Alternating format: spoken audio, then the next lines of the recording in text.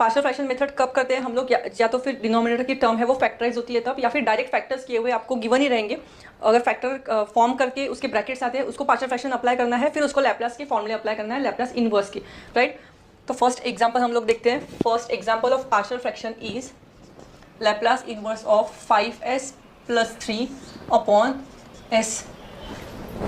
s minus 1 s² + 2s + 5। तो ये Laplace inverse करने के लिए पार्शियल फ्रैक्शन मेथड से आपको पार्शियल फ्रैक्शन के कंसेप्ट क्लियर चाहिए, तो आपको जो सेकंड लेक्चर है मेरा पार्शियल फ्रैक्शंस का वो आपको अच्छे से देखना पड़ेगा, तभी आपको ये समझ में आएगा, क्योंकि मैं डायरेक्ट यहाँ पे पार्शियल फ्रैक्शन अप्लाई करके आपको सॉल्व करके दिखाऊंगी, उसके डीप डिटेल्स नहीं बताने वाली हूँ मैं। तो वो आपको पता करने के लिए आपको पार्शियल फ्रैक्शन का पूरा लेक्चर देखना पड़ेगा, क्योंकि वो एक वास्ट कम से कम हाफ आवर का लेक्चर है वो आपको कवर करने के बाद ही आपको पार्शियल फ्रैक्शन पे स्विच करना है। इसको सेपरेट लिखते हैं पार्शियल फ्रैक्शन के लिए, 5s + 3 upon s minus 1 s² + 2s + 5। ये दोनों दो अलग अलग केसेस में फिट होता है, फर्स्ट केस से सेकंड केस में फिट होता है। फर्स्ट केस का प्रॉब्लम कैसा रहता था, a s minus 1 plus bs + c, क्योंकि शॉर्ट में बता देती हूँ, यहाँ पे जब s के पावर स्क्वायर रहेगी अंदर ब्रैकेट के तो bs + c के अपॉन में लिखना है, और अगर s की पावर 1 है, ब्रैकेट की भी पावर 1 है, तो a के अपॉन में लिखना है, अपॉन s² + 2s + 5। अब हम लोग क्या करते थे पार्शियल फ्रैक्शन करते वक्त, ये जो दो ब्रैकेट है, ये दो ब्रैकेट दोनों यहाँ पे a से भी मल्टीप्लाई करते थे और bs + c दोनों तरफ मल्टीप्लाई करते थे। उससे क्या होता था, यहाँ की एक ब्रैकेट जब न्यूमरेटर में आएंगी तो एक ब्रैकेट कैंसिल होंगी, यहाँ पे कौन सी कैंसिल होने वाली है, s माइनस 1 की ब्रैकेट कैंसिल होने वाली है, और यहाँ पे कौन सी कैंसिल होंगी, ये ब्रैकेट कैंसिल होंगी और s माइनस 1 बचेगी। तो हमको याद रखना है एक चीज़, पार्शियल फ्रैक्शन अप्लाई करते वक्त आप क्रॉस मल्टीप्लीकेशन गलती से भी मत करना। कई बार क्रॉस मल्टीप्लिकेशन में रॉन्ग आंसर्स आते हैं, ये केस में नहीं आएगा क्रॉस मल्टीप्लिकेशन, इस केस में राइट आंसर आ जाएगा, लेकिन कुछ केसेस में आपको रॉन्ग आंसर मिलेगा। इसे क्रॉस मल्टीप्लाई ना करते हुए आपको ये डिनोमिनेटर की टर्म न्यूमरेटर में दोनों तरफ ऐसे मल्टीप्लाई करना है कि एक एक ब्रैकेट बराबर कैंसिल हो जाएगा, और बची हुई ब्रैकेट आपको यहाँ पे लिखना है।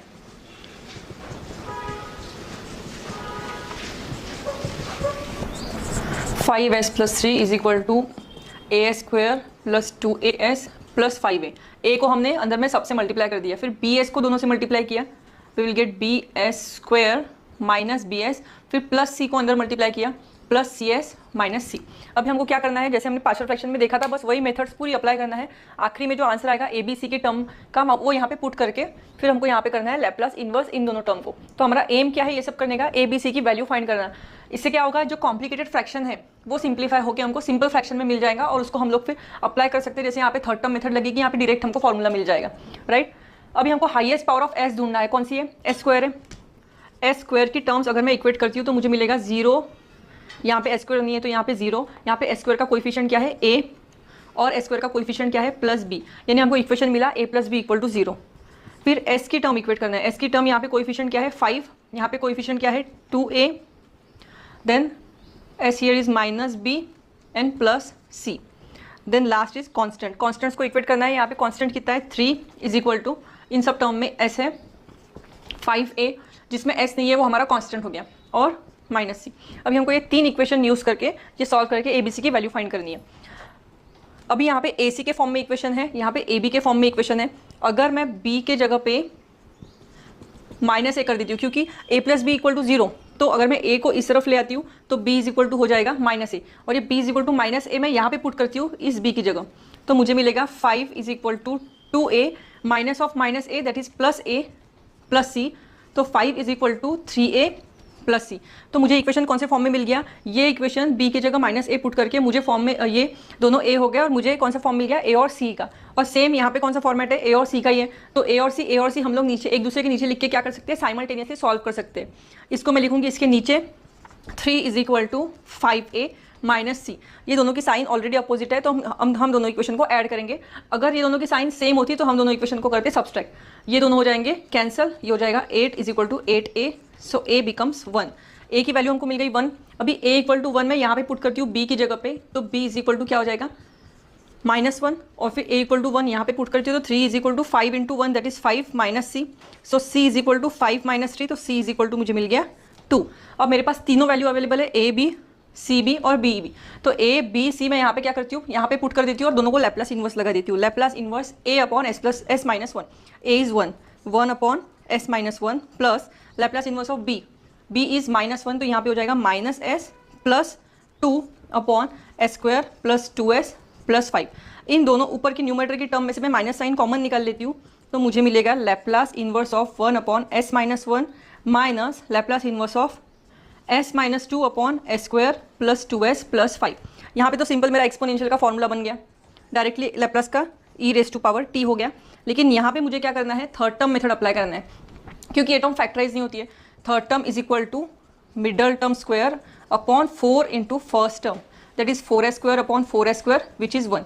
ये हमने कर दिया थर्ड टर्म अप्लाई और मुझे आंसर मिल गया थर्ड टर्म का 1। तो मुझे 1 करना है, add and subtract from the denominator. Same method जो हमने थर्ड टर्म मेथड में देखी, सेम स्टेप्स हैं, +1 -1 plus 5 e raise to power t minus Laplace inverse of s minus 2 upon यहाँ पे हो जाएगा s प्लस 1 का स्क्वायर प्लस 2 का स्क्वायर। फिर यहाँ पे +1 है इसलिए यहाँ पे +1 -1 का एडजस्टमेंट किया, e raise to power t minus ये स्टेप मैं वापस यहाँ पे लिख देती हूँ, s minus 2 s plus 1 whole square plus 2 square. तो हमने जैसे कॉस के जैसे हमने इन्वर्स में देखा था, इसमें एडजस्टमेंट कैसे करना है, यहाँ पे +1 है तो ऊपर भी +1 -1 करना है। e raise to power t minus Laplace inverse of s plus 1 -1 minus 2 s plus 1 whole square plus 2 square, e raise to power t minus, अभी फिलहाल हमको पूरा वही स्टेप करना है जो हमने पहले देखा था, -3 upon s plus 1 whole square plus 2 square. So e raise to power t minus, यहाँ पे कर दिया सीधा e raise to power -t into cos 2t minus 3 upon 2, यहाँ पे 2 का एडजस्टमेंट लगेगा क्योंकि साइन का फॉर्मूला बनता है e raise to power 3/2 e raise to power -t sine 2t।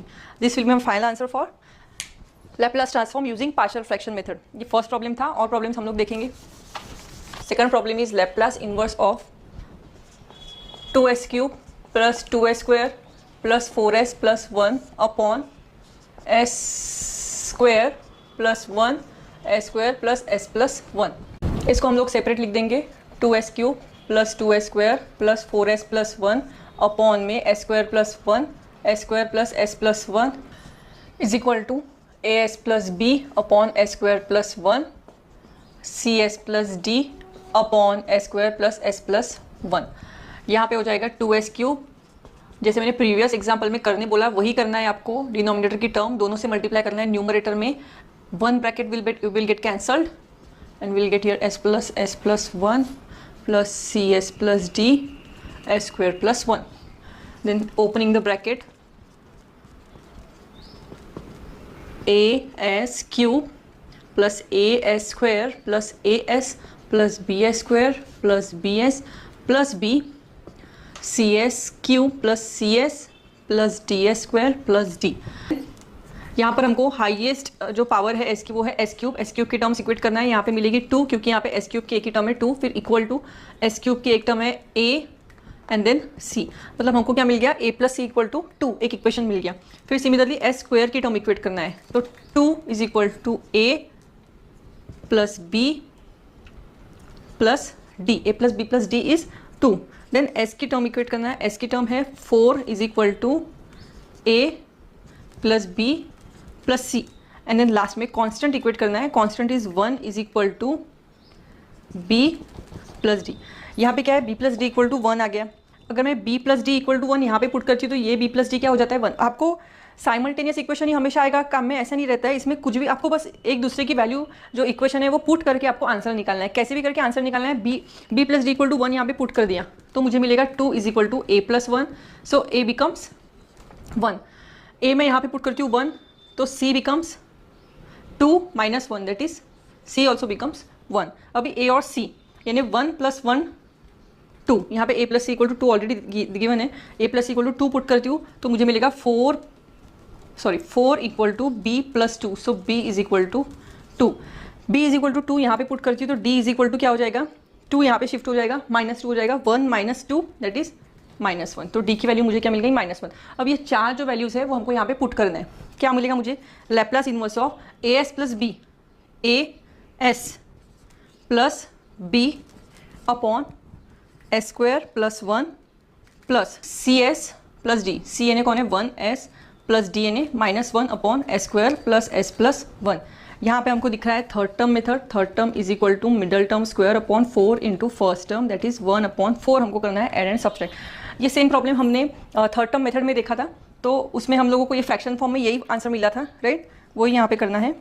यहाँ पे क्या कर सकते हैं हम लोग, s स्क्वायर प्लस 1 है तो यहाँ पे हम लोग s को अलग कर देंगे और 2 को अलग कर देंगे, तो मुझे 2 टर्म मिलेंगी s upon S square plus 1 plus 2 upon S square plus 1 plus, अब यहाँ पे थर्ड टर्म अप्लाई किया, s minus 1 upon S square plus s plus 1/4 minus 1/4 plus 1, फिर यहाँ पे मुझे मिलेगा 5, बाहर निकल गया constant, 1 upon S square plus 1 यानी फॉर्मूला बन गया साइन t का, प्लस 2 बाहर निकल गया, ये बन गया साइन t, सॉरी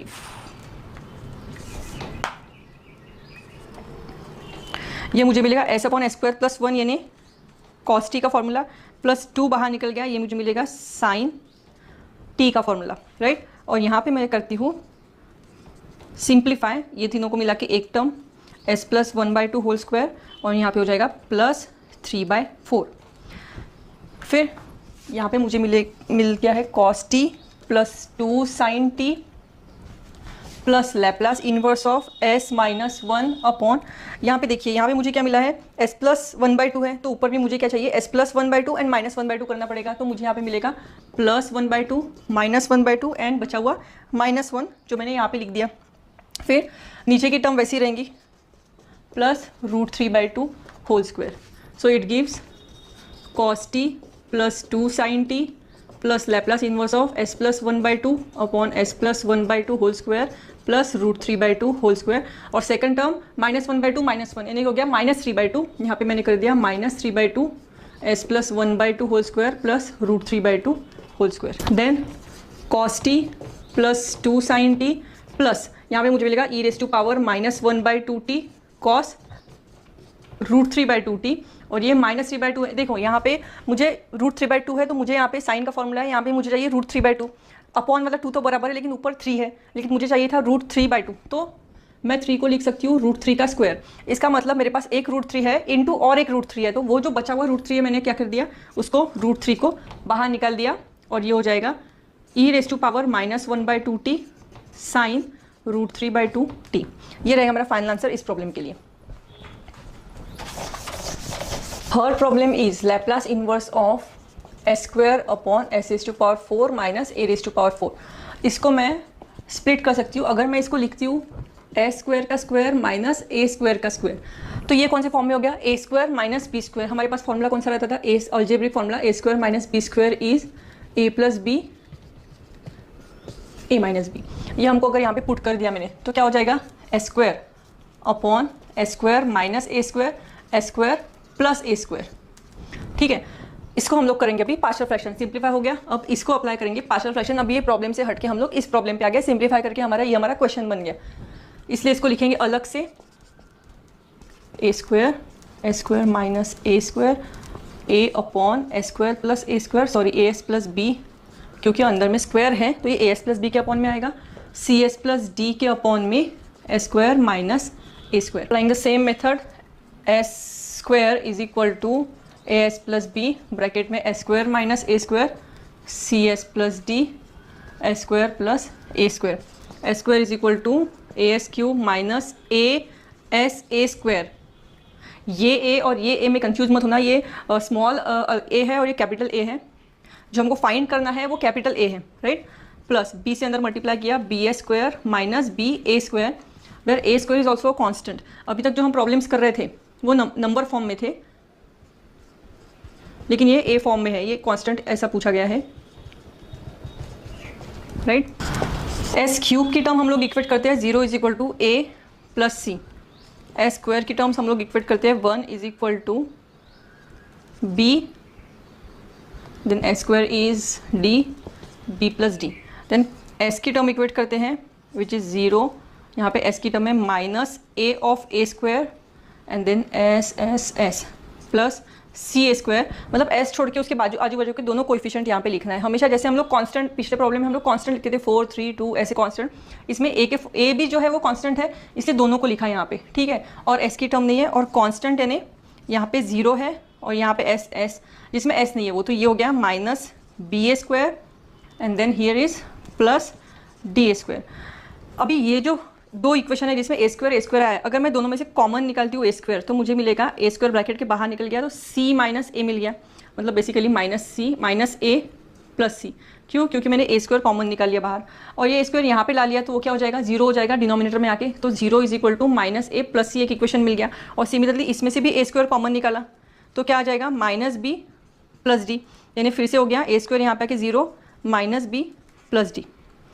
अभी ये भी बी डी का इक्वेशन है, ये भी बी डी का, ये इक्वेशन इसके नीचे रख दिया मैंने। तो 1 is equal to B plus D, ये दोनों को मैंने साइमल्टेनियसली सॉल्व कर दिया, ये दोनों कैंसिल हो जाएंगे।